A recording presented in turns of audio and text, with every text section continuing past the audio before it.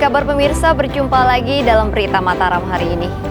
Sejumlah berita penting dan menarik lainnya telah kami siapkan untuk Anda dan berikut diantaranya.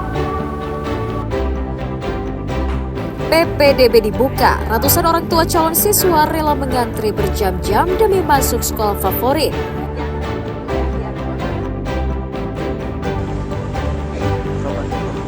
Puluhan adegan diperagakan dalam reka ulang dugaan kakak eksploitasi adik di Mataram.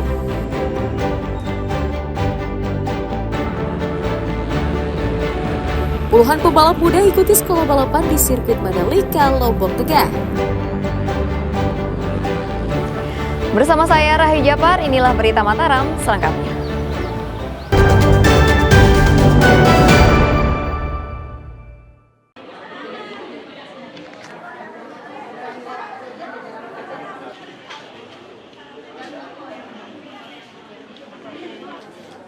Memasuki hari kedua masa penerimaan peserta didik baru, ratusan orang tua dan calon siswa beramai-ramai mendatangi sekolah menengah atas negeri di Kota Mataram untuk mendaftarkan anaknya masuk sekolah.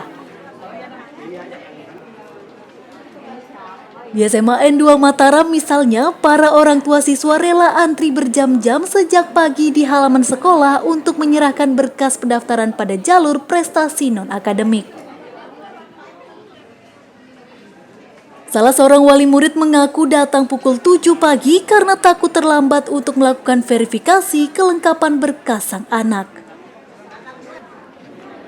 Namun ternyata hingga siang hari, proses pendaftaran belum selesai karena terjadi gangguan pada sistem pendaftaran online dari panitia sekolah.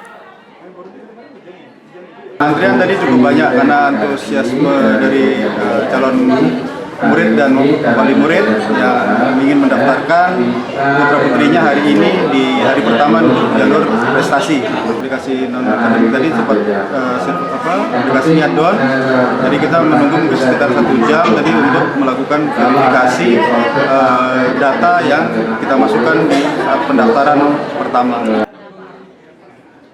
Untuk menghindari membludaknya pendaftar, pihak sekolah membagi penyerahan berkas administrasi siswa dengan pelayanan maksimal 200 berkas per hari. Pendaftaran PPDB jalur prestasi ini dibuka selama 3 hari. Yang akademik yang berbasis nilai raport dari semester 1 sampai semester 5 untuk 4 mapelnya itu sebanyak 11% dari total 30% untuk jalur prestasi, sehingga itu sekitar ada 59 orang lah yang akan diterima kalau kuotanya penuh. Terus non akademis yang jalur prestasi olahraga, seni budaya dan sebagainya itu basisnya sertifikat atau piagam penghargaan itu sekitar 9% dari total 30% itu, dan itu berjumlah 49 orang. Penerimaan peserta didik baru di seluruh sekolah menengah negeri di Kota Mataram melalui jalur prestasi telah dibuka sejak tanggal 20 Juni kemarin hingga 23 Juni hari ini. Di SMA 2 Mataram sendiri, jumlah siswa yang akan diterima mencapai 500 orang, dengan dan jumlah yang akan diterima melalui jalur prestasi non-akademik hanya 49 orang saja. Emi Kusuma melaporkan dari Kota Mataram.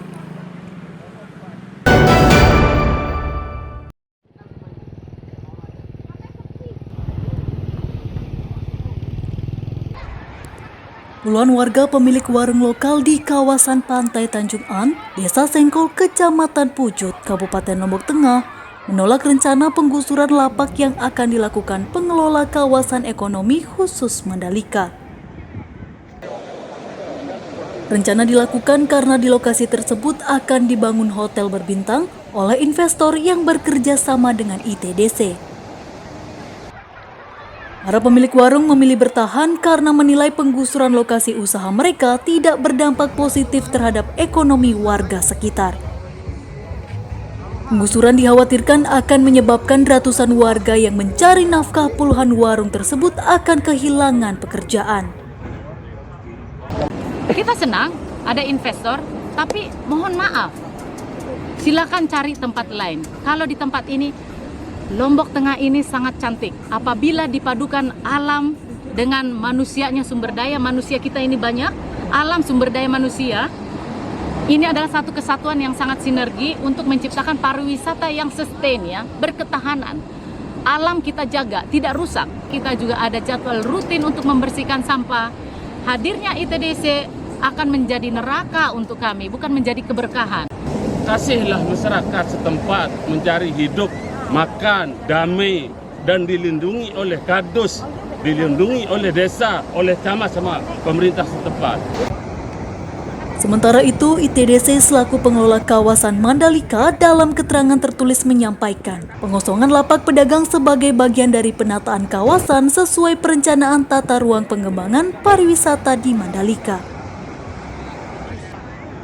ITDC mengimbau masyarakat dapat bekerja sama agar tercipta iklim investasi yang kondusif di kawasan Mandalika, agar dapat mendatangkan manfaat ekonomi untuk masyarakat sekitarnya. Manul Hakim melaporkan dari Kabupaten Lombok Tengah.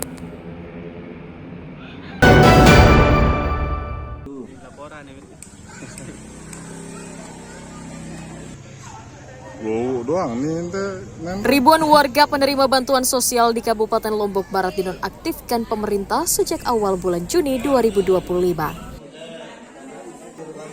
Dinas Sosial mencatat pemerintah menonaktifkan sekitar 67.000 orang dari total 356.599 jiwa yang masuk sebagai penerima bansos program Keluarga Harapan. Penghapusan tersebut untuk keperluan pendataan ulang atau verifikasi terbaru data penerima agar tepat sasaran. Sayangnya, proses verifikasi yang dilakukan menyebabkan terhambatnya pelayanan kesehatan dan pendidikan bagi warga penerima sehingga menuai protes dari masyarakat.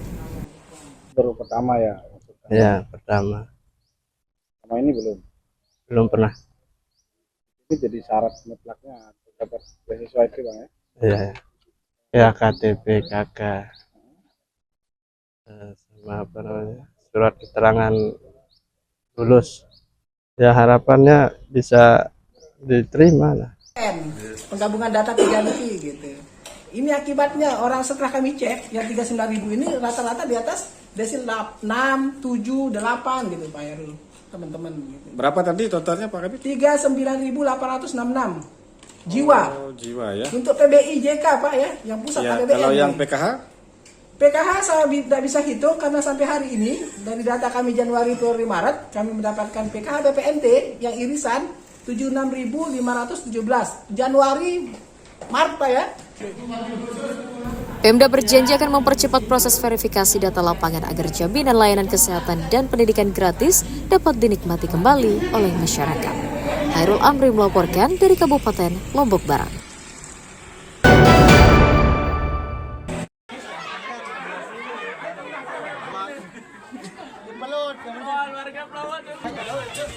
Empat ekor ular sawah dievakuasi petugas pemadam kebakaran Lombok Barat dari sebuah rumah warga di Dusun Pelowok Barat, Desa Kediri Induk, Kecamatan Kediri, Kabupaten Lombok Barat. Evakuasi dilakukan atas permintaan warga yang resah kerap melihat rumahnya dimasuki ular dan dikhawatirkan akan menggigit anggota keluarganya. Setelah mencari di sejumlah tempat, petugas mendapati 4 ekor ular di gudang penyimpanan barang. Dengan menggunakan sarung tangan dan penjepit, 4 ekor ular tersebut akhirnya berhasil dievakuasi keluar dari permukiman. Untuk lokasinya, petugas menduga ular tersebut masuk ke rumah warga untuk mencari makanan. Setelah evakuasi berjalan, ternyata ular tersebut rata-rata memiliki panjang 1,5 meter sampai 2 meter. Artinya ular-ular tersebut memang sudah lama sepertinya di dalam itu, karena lihat besar dan panjangnya gitu. Jadi setelah dilakukan evakuasi, ya alhamdulillah masyarakat kita bisa masuk ke dalam rumahnya dengan tenang. Sekitar waktu Isya, saya ke kamar mandi, mau mandi, terus saya mendengar ada suara berisik-berisik. Terus saya panggil ponakan untuk ambilin senter. Kebetulan tempat itu agak gelap. Nah, terus diambilin, terus saya senter, kelihatan gerak-gerak itu. Saya deketin dikit, udah nampak kayak ular. Itu ada berapa ular? Untuk jumlahnya sekitar 7 Kayaknya itu baru melahirkan sama anaknya. Petugas meminta warga rajin membersihkan dan mengurangi tumpukan barang dan perabotan untuk menghindari ular masuk dan berkembang biak di dalam rumah. Awaludin melaporkan dari Kabupaten Lombok Barat.